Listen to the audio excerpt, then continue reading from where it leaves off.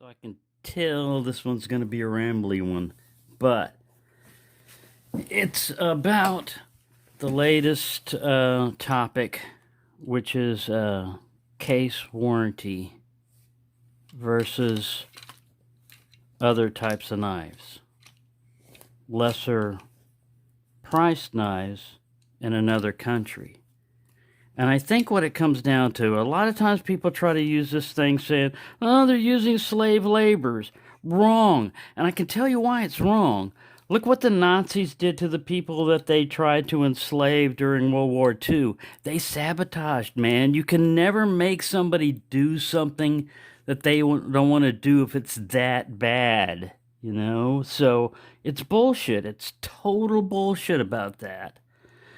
It comes down to pride in your work. I don't care what you do. Now, see, my ethic when I was working, my ethic towards work was I was always try to put my best ability into whatever I was doing, no matter what I was paid, even if it was shit wages, because I relied on pride in my work. I would look around at other people in a similar job, and I would look at what they were doing, and I would say, can I do equal to or better than what they do? And if the answer is yes, then no job is impossible to do. All you got to do is have the will to do it. And if you're good at your work, then eventually, even if they don't recognize it, you're going to get a reputation of being a good worker. So you're kind of going with the flow, You can resist it and fight it and say, no, I'm just going to fuck off. They're not paying me much. They're holding my children hostage or something. Yeah, right. Come on, man. Get out of it. It's quality work. And what's happening with Case, I don't have an example. I can't give you an example of bad quality Case. I mean, this is an $80 knife, and I just randomly picked up, a Rough Rider, which is like $12 or $13, man. All right, and the difference on this one is they listened because people were saying, hey, this one has a weak pull, and it does. It has a little bit of a weaker pull. It's no big deal, They could easily ignore it and say, if you know how to use a slip joint knife properly, it's not going to hurt you, I mean, it's got a weaker back spring, a pull. Well, you just know your tools, I mean, you just understand it. You can't save stupid from stupid. But the company listened, and the next ones that came out with a much better back spring and a much better snap. I mean, yeah, if you got a choice between the two, I'd rather have this.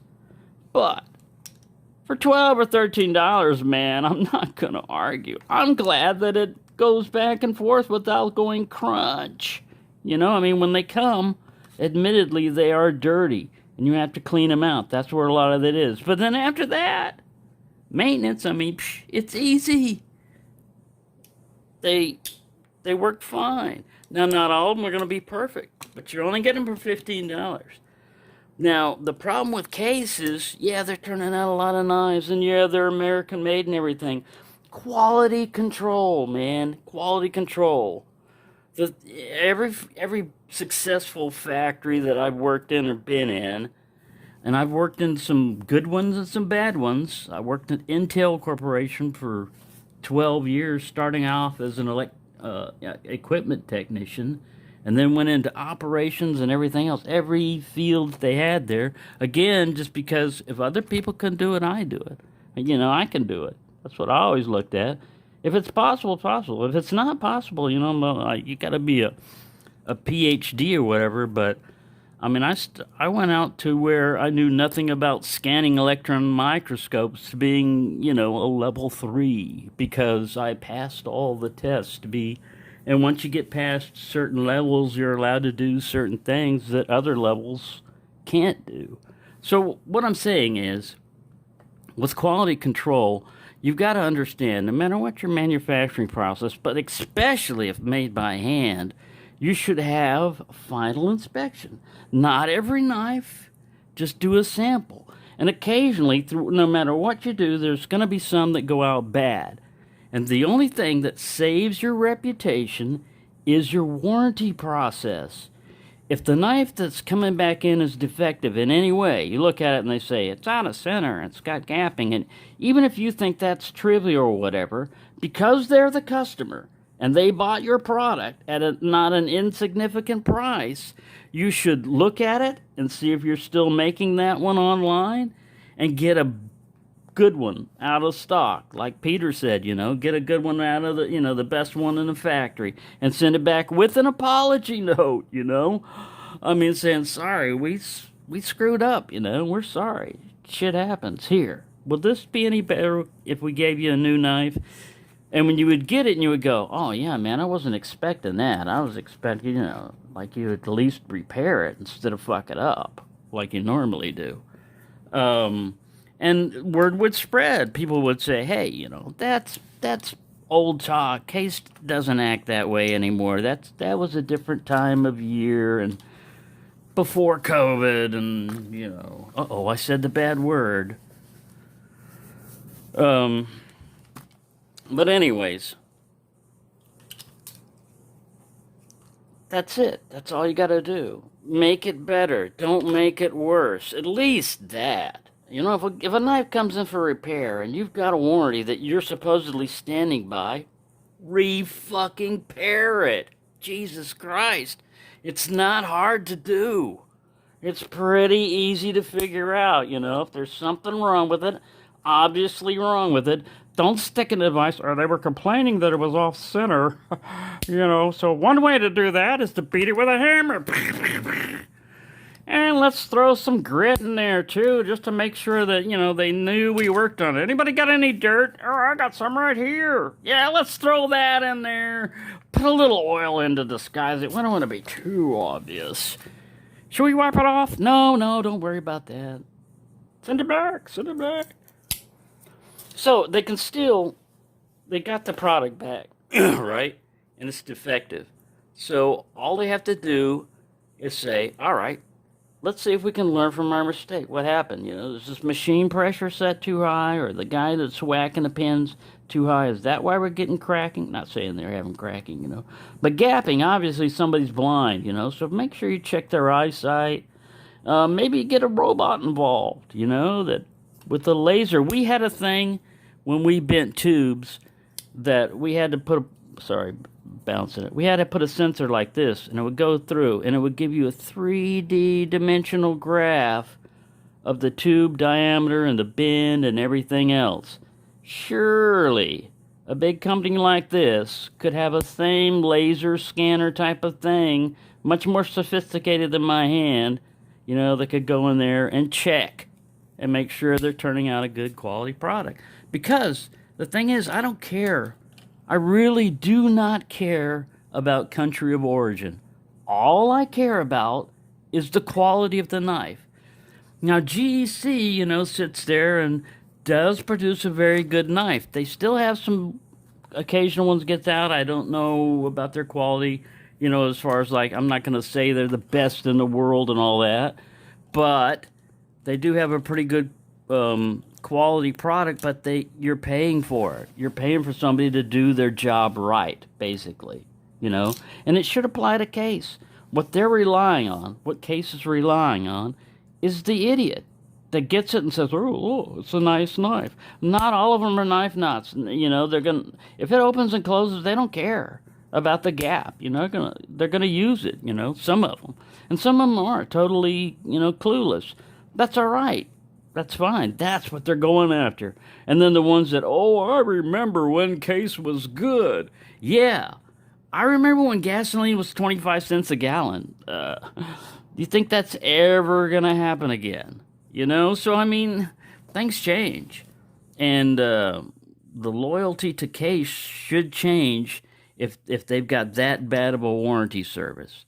Because the ones I've got, I love them. They're great. I've got no complaints, But what kept me from getting Case for the longest time was these rumors. I considered them as rumors, like unverified facts that Case had a quality issue. You'd see one or two, but I mean, how many thousands of them are out there? It's pretty rare. But now, after all this, and seeing, JB go through that, and Peter ready to send a bucket of them back as fucked up, then yeah, they've got a problem. And they don't care about it. They don't care about fixing it.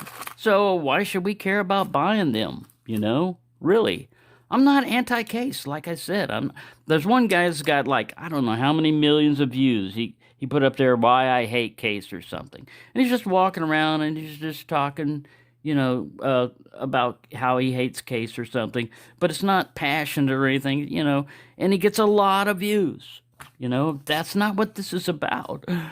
This is about us, in the knife community. If we want to change this, all we've got to do is stop buying their product. Just say, look, man, you may turn out an occasional good one, but if I've got a problem with a bad one, I guarantee you this. If I get something back that I'm not satisfied with, I will stop buying your product. I'm not going to make a big issue about it and start a campaign and get a bunch of people to follow me and all that other crap. I will just stop buying your product. And if I stop buying your product and people ask me, I have a freedom of speech. If they want to know why I don't buy Case anymore, I will tell them. Because their quality control sucks. Their warranty sucks. Their customer service sucks. I refuse to patronize a company that sucks. I don't care if it's from China, Taiwan, Outer Mongolia, the third planet of fucking, orbiting some solar system in some galaxy we don't know what about. Quality fucking matters. And you shouldn't have to pay $80 or $90, and that's just in the United States. The people overseas have to pay a lot more for one of these. Imagine shipping costs, customs, waiting all the damn time to get a piece of crap when you could have got a Rough Rider for $15. But something stopped you. What was it? It's got to be racial bias or something, It can't be availability.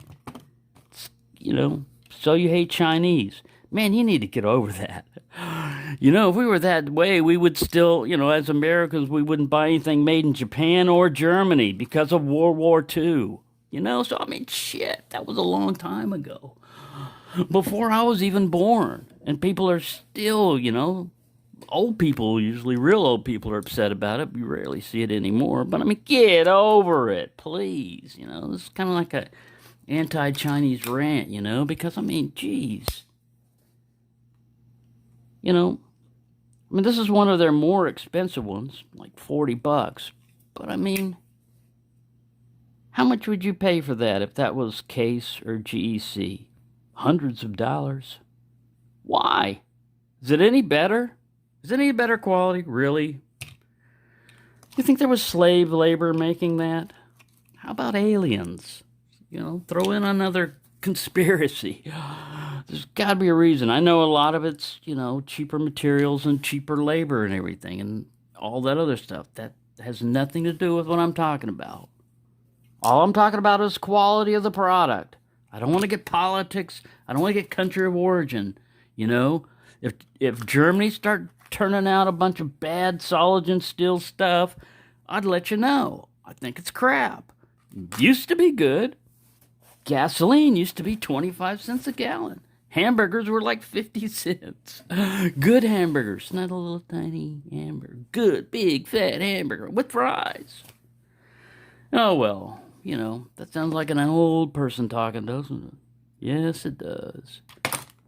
But I mean, really, that's all it is. It's simple. To me, it's simple. That's all you have to do to solve your problem. Is start respecting your customer service and crack down on your quality control. If you got a bad machine, be it a person or a machine, fix it. Pay it more money, replace it. Whatever you need to do. Repair, replace. Because that's not going to work. It's not going to work for me. I only got like about 2 or 3 more Case. I want them to survive. I'm rooting for Case because I hate seeing American-made knife companies fade off and become Chinese, you know? Not because I hate Chinese, but because of like nostalgia. America used to be good at making knives and stuff. And now, what? This is going to lead us on? I'm not, like I said, none of these are bad, but I mean, a company that's turning out bad stuff and turning a blind eye to customer service. You can't tell me no one at Case, no one at all in Case knows Big Red. Really? See, there's another failure ahead. Yeah, you're not keeping up with the times, man. So, I don't know. I don't know what I'm going to do as far as Case, but I had to put that one out. Because that was also involved like the anti-China rant, you know. I care about quality knives, you know. If they're made in Spain and they're a good knife, I'll let you know. Yeah, they're a damn good knife, you know. No joker.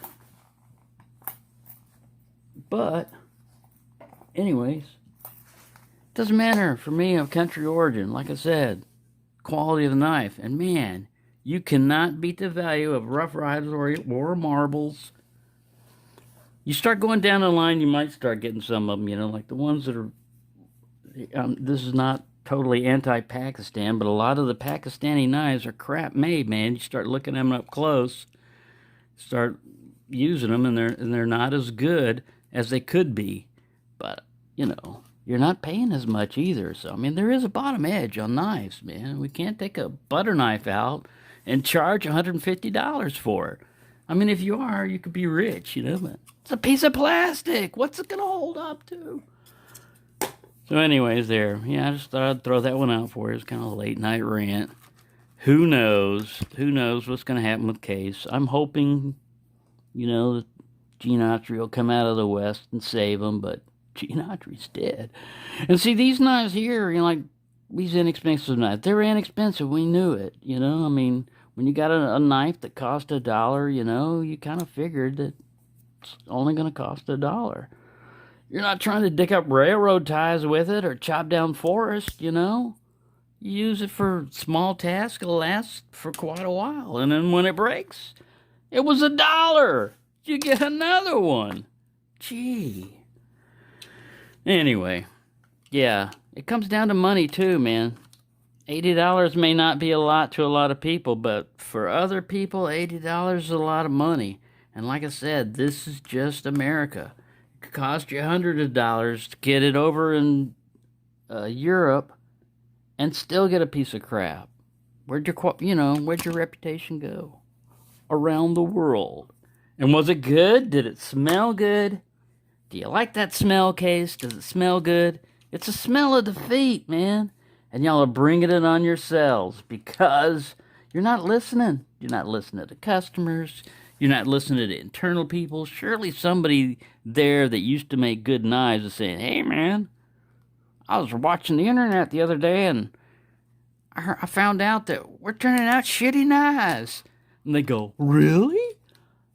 No, man. All our internal memos say that everything is perfect. There can be nothing wrong.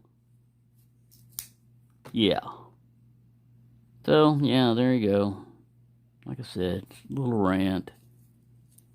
I don't care, personally, because, you know, as long as an affordable knife is available to me that's of good quality, I'll buy it, you know? And occasionally I'll test the limits and see what's, you know, available out there. And I haven't gone to the total top, you know? There's Chatton Morgan and a lot of other, you know, English knives are available.